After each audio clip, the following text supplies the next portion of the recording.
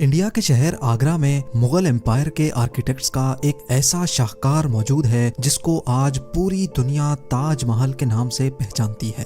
42 ایکڑ پر پھیلا دور سے ہی چمکتا ہوا یہ مقبرہ جہاں اپنے اندر خوبصورتی کے باغیچے سجائے ہوئے ہے، وہیں اس کے اوپر سب سے شاندار بلڈنگ ہوا کرتی تھی، وہیں آج اس کو دنیا کا 7واں عجوبہ بھی مانا جاتا ہے۔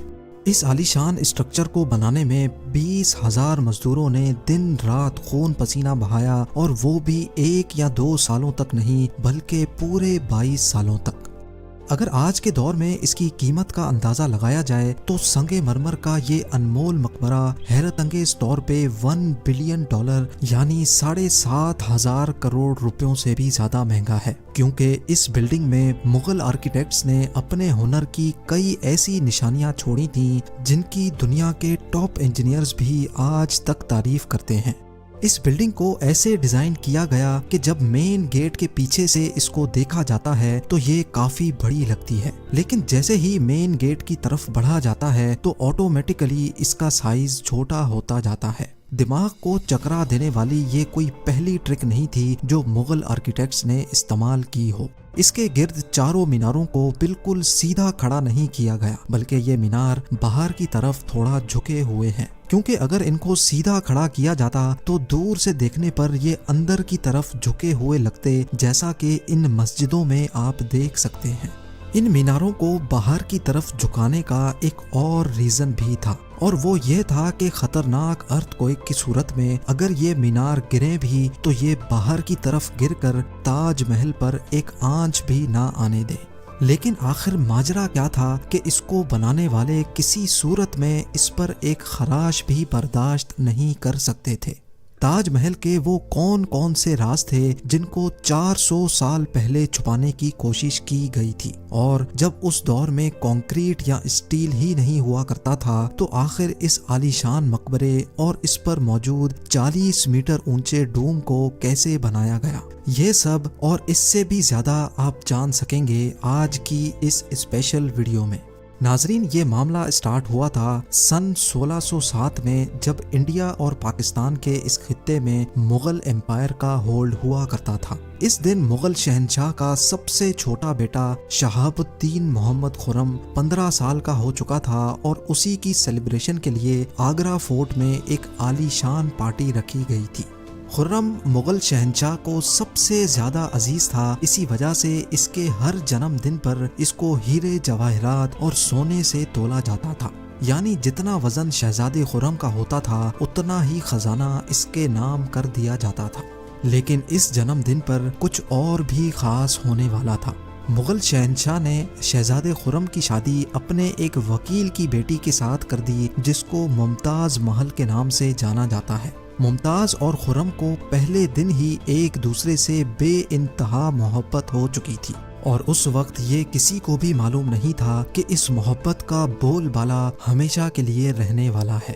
اگلے 10 سالوں تک شہزادے نے کئی جنگیں لڑیں اور ان میں بھرپور کامیابی بھی حاصل کی۔ اسی وجہ سے شہنشاہ نے خوش ہو کر ان کو شاہ جہاں کے لقب سے نوازا، جس کا مطلب ہے دنیا کا بادشاہ۔ شاہ جہاں کی ٹوٹل 6 بیویاں تھیں جو آگرہ فورٹ کے حرم میں ہی رہتی تھیں۔ ان 6 میں سے شاہ جہاں سب سے زیادہ محبت ممتاز سے کرتے تھے، اور یہی وجہ تھی کہ ان کا زیادہ تر وقت ممتاز محل کے ساتھ ہی گزرتا تھا۔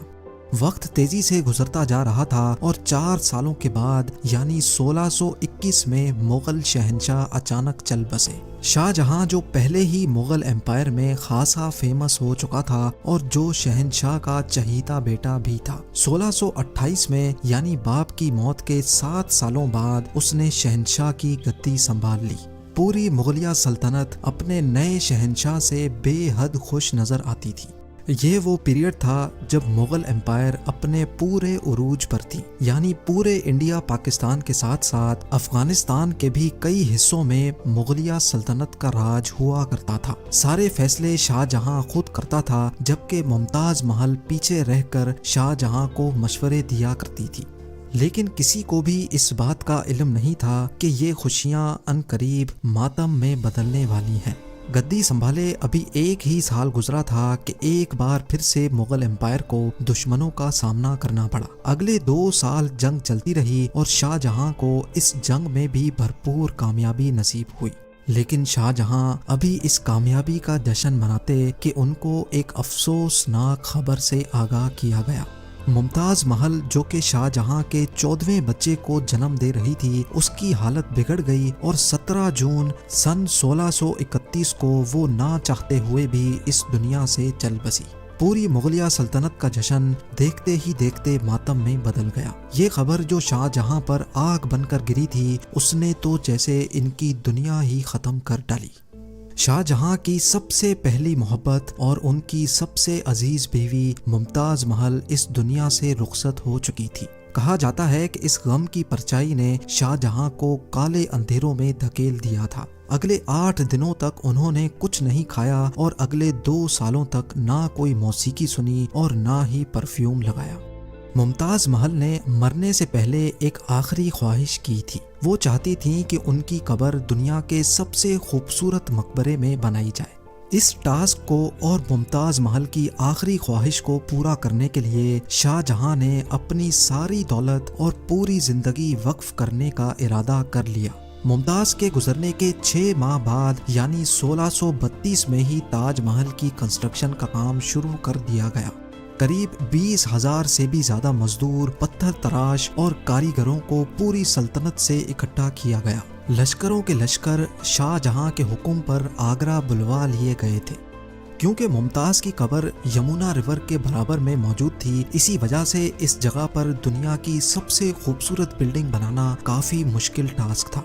रिवर के किनारे जमीन काफी सॉफ्ट होती है और अगर यहाँ खुदाई का काम किया गया तो पानी का बहाव ताजमहल की फाउंडेशन को भी नुकसान पहुंचा सकता था।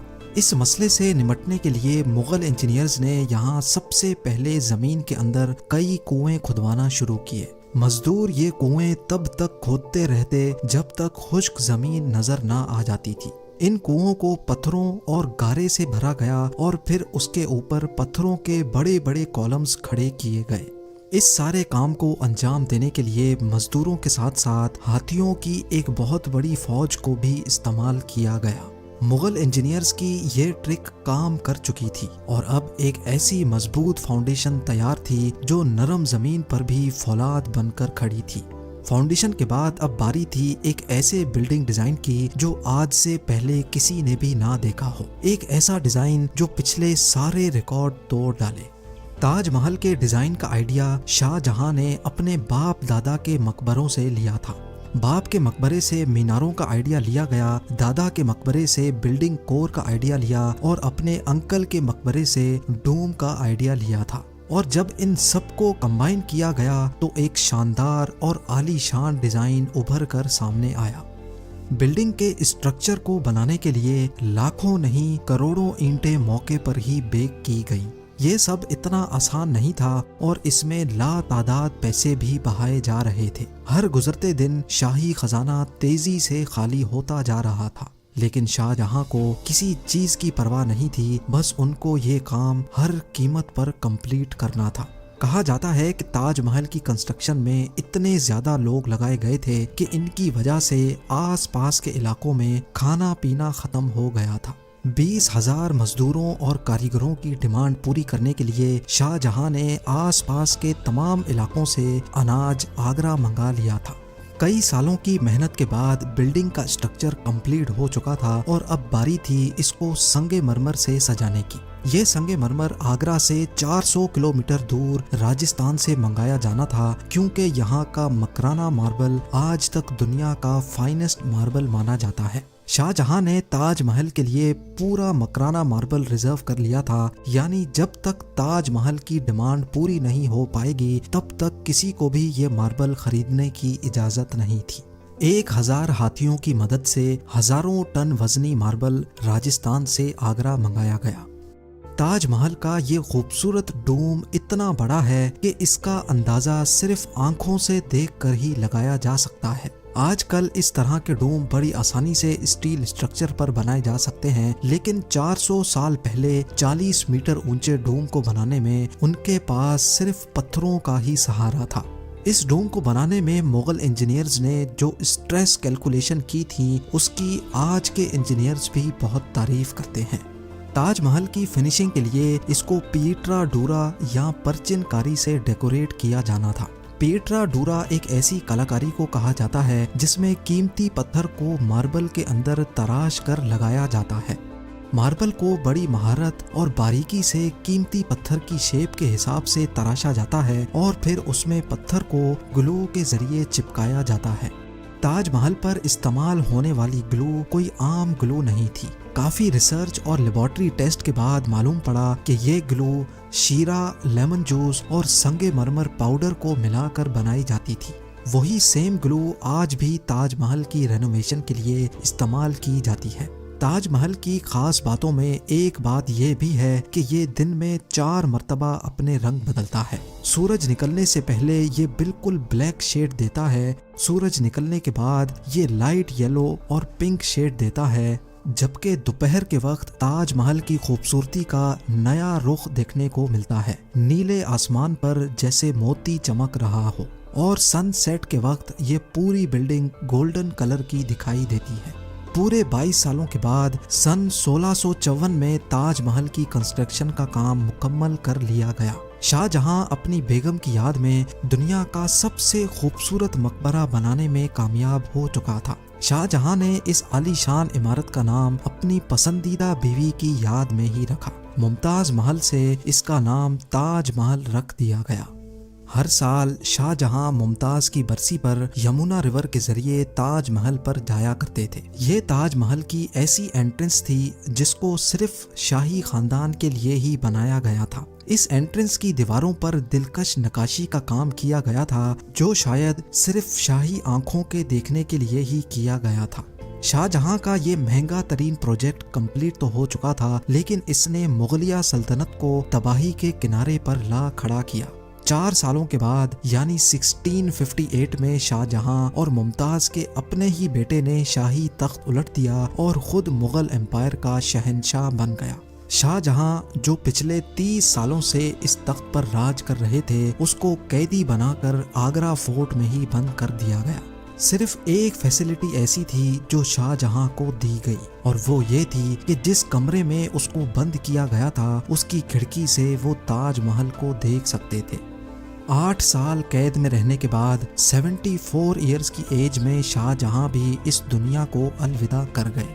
شاہ جہاں کا اب ممتاز سے دوبارہ ملنے کا وقت آ چکا تھا اور ان کو تاج محل میں ہی دفن کر دیا گیا۔ امید ہے زیم ٹی وی کی یہ ویڈیو بھی آپ لوگ بھرپور لائک اور شیئر کریں گے۔ آپ لوگوں کے پیار بھرے کامنٹس کا بے حد شکریہ۔ ملتے ہیں اگلی شاندار ویڈیو میں۔